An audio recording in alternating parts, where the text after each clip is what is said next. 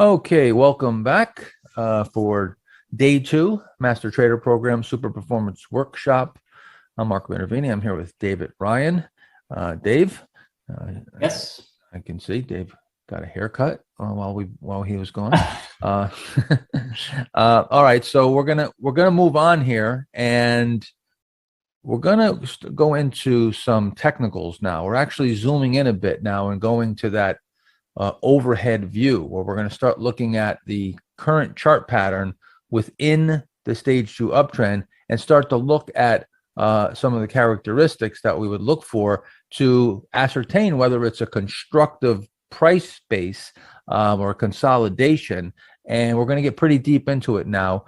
This is where I look for what is called a volatility contraction pattern, or VCP characteristics, and I'm always looking for these characteristics. I'm going to show you various entry points and various techniques, but all of the price formations that we're going to look at, they're all going to have VCP characteristics. That's pretty much just signature of everything that I do, and Dave will also talk about that as far as what he looks for.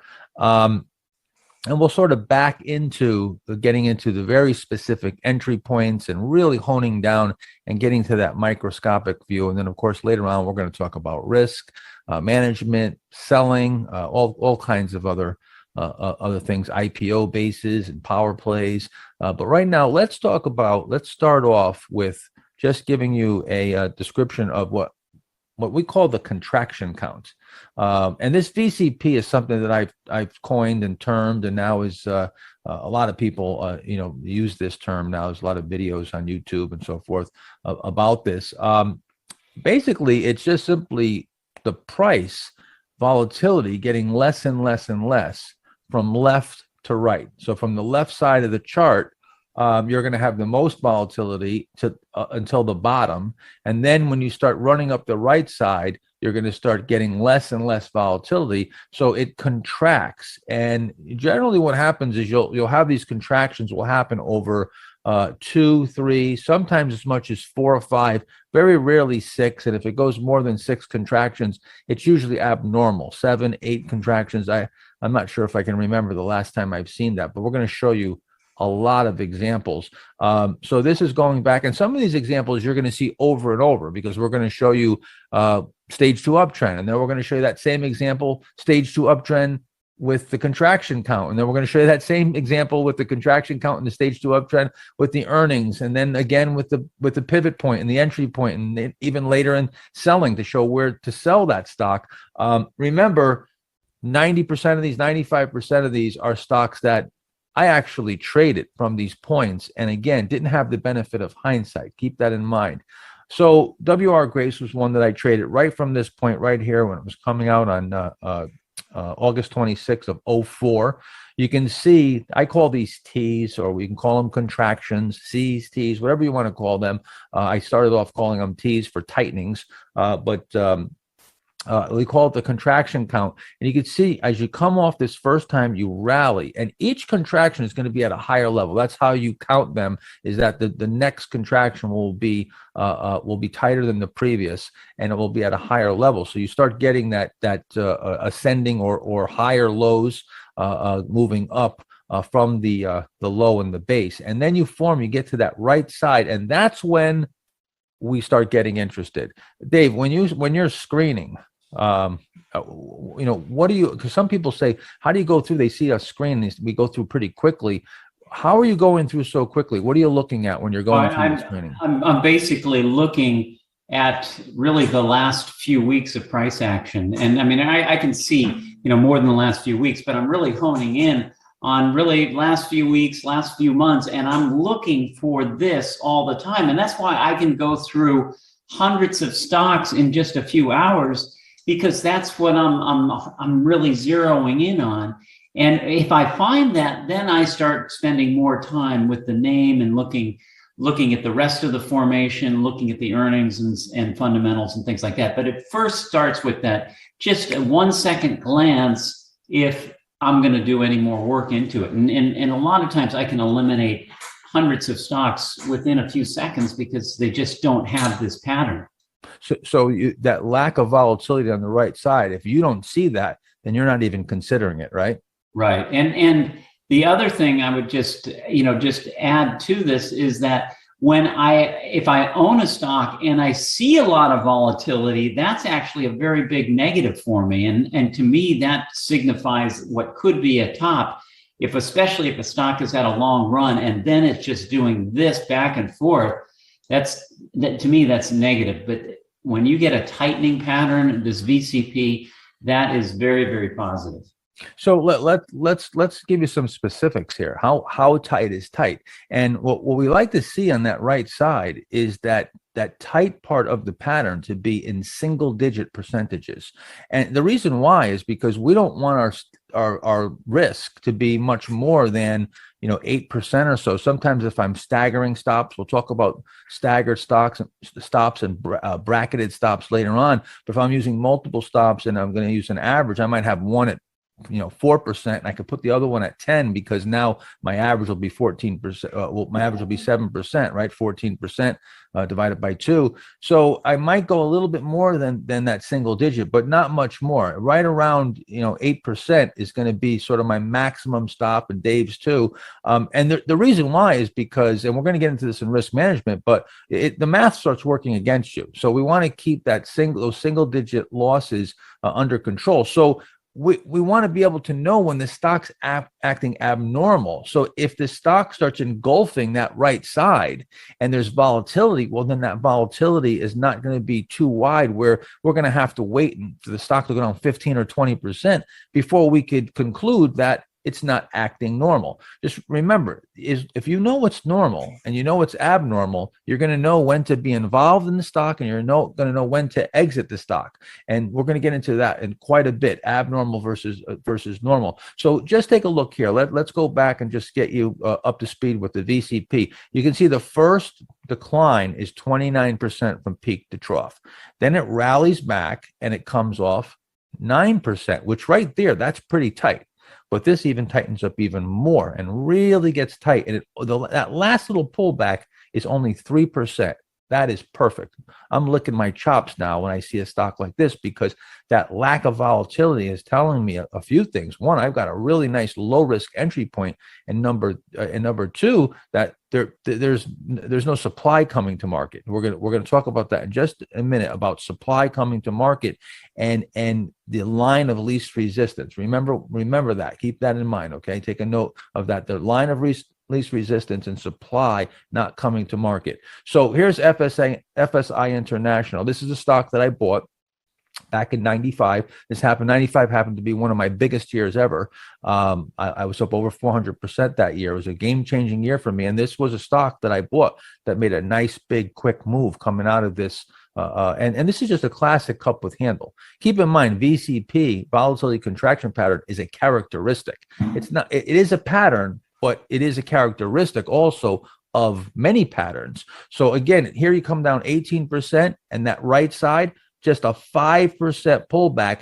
This is a weekly chart. You're going to see this on a weekly, and you're going to see it on a daily. Let me show you the daily. Take a look at this. Look how tight that is. You see how it just gets really, really tight here? So now you go through this volatility, and then the volatility contracts. I'm buying it right here as it comes out. And then you make this nice move, and this was a pretty big mover. Yeah, Mark, let me just add, is that the tighter the pattern, the lower your risk in terms, or the smaller your risk, because if that stock, let's say it breaks up and out of that pattern, but then quickly reverses and goes back below that really tight formation, then that's not right. That's a stock that's breaking out and could be failing. And you know exactly where you can sell. You sell right underneath when that pattern is broken, and you don't have to wait for the 8%. I mean, that's probably going to be a lot less than 8% if it drops below that tight area. Yeah, and this was very tight, so you had a very low risk. Another thing too, I'm going to jump ahead here for just a second. Usually it's Dave that jumps ahead, and I got to slow him down, but I'm going to jump ahead for just a second. Dave, taking a look at this breakout, and we're going to get into what's normal and abnormal violations and confirmations, but this stock is really confirming quite nicely. 1, 2, 3, 4, it looks like 6 straight days up, and then brief pullback and right back into new high ground. That's what we call tennis ball action from a natural reaction. This is a really, really nice breakout that's showing the confirmation, and you're never under any pressure. The key is that when you time them right, you should be under no pressure. And this is something that I heard Dave say 30 years ago when I went to go see him at a seminar. And also, I think you might even said it in Market Wizards. The best thing, Dave, that you said that can happen when you buy a stock is that you're a profit right away. And can you explain about that a little bit? Well, if you're buying a stock correctly, and I anticipate every time I'm buying, I'm anticipating that I'm going to be up almost immediately. And because that's when I'm buying, hopefully my timing is exactly right when the stock is coming out of a pattern like that. And then I can go ahead and add to it. But if the stock doesn't get going and starts just messing around and doesn't follow through, then I know that there's something wrong with the stock or something wrong with my timing. The other thing I think is important to look at on this is look at the volume down below. As that stock tightens up, the volume absolutely dries up. It looks like 1 day out of 2 weeks was average daily volume. But look at the volume on the two sides around it as it was coming up into that tightening pattern, and as it was leaving the tightening pattern. Look at the volume. That's the big institutional buying that you want to see when a stock is going into an uptrend. So again, let's talk about that real quick. When you have the contractions and you're going through this volatility contraction, you want to see volume also contract. As Dave says very often, you can sometimes watch the volume and see the pattern of the stock actually in the volume. So let's take a look at another example. Here's USG. This is one that I actually did trade this. It doesn't say I bought here. It doesn't say I bought here, but it does say buy point. I actually bought this, breaking out of this pattern. Another stock that was just so tight that it was just, I had to buy this because the risk was so, even if I let this come all the way down and take out these lows in the second tightening, it would have still only been about 7% loss. And that's within my maximum 8% stop loss. The first decline you can see is 20%, rallies. Second decline is 7%. And then that last tight area is just 2%. Very, very tight. And again, like I said before, everything builds on previous. So you see, we're already in a stage 2 uptrend. So now we're in the stage 2 uptrend. Now we're looking for the volatility contraction. Let's take a look at another one here. Now, remember I said you can go through a number of contractions. You can go through anywhere between 2, and even you can even have no contraction if it's so tight and you're in a flat base, or sometimes in a power play, which we'll talk about later. If it's just 10%. From peak to trough, it could actually be just, and that wouldn't be a volatility contraction. That would just be a very tight pattern. But generally speaking, you're going to see 95% of all your setups are going to have at least one tightening, which would be a 1 and a 2.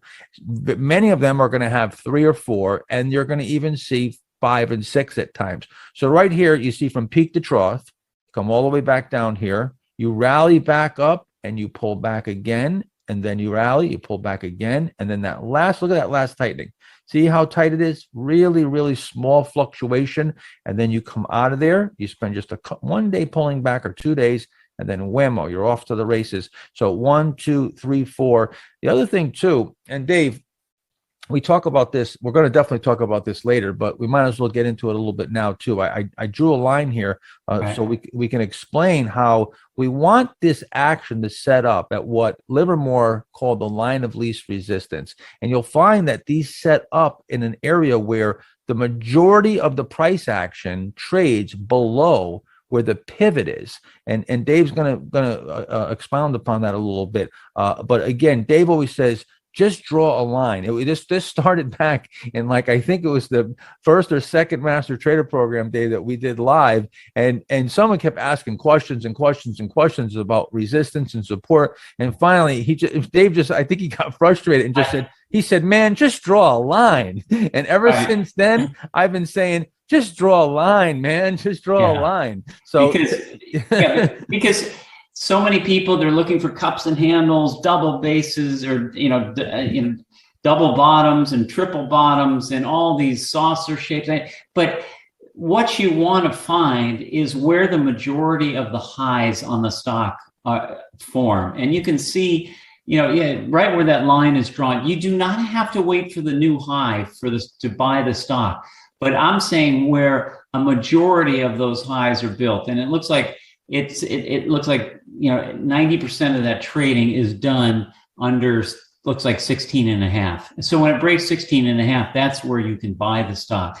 And you just draw those lines. You don't have to, you want to see the contraction going on, but you don't have to be looking for cups and handles all the time. They actually don't exist. They don't happen that often. Cups and handles occur when you go through a correction. And if the market's not correcting so much, you're not going to see a cup and handle. You see other just flat bases. So that's why I say just draw the line. It makes it so much simpler than looking for all these patterns. Yeah, and we're going to tell you there's a really good reason behind this and why these stocks set up in this manner and why these buy points are where they are. They're not just, some people think they're just because guys like us or so many people before us, this talk about this, that it is a self-fulfilling prophecy. It's not the cause, it's the effect.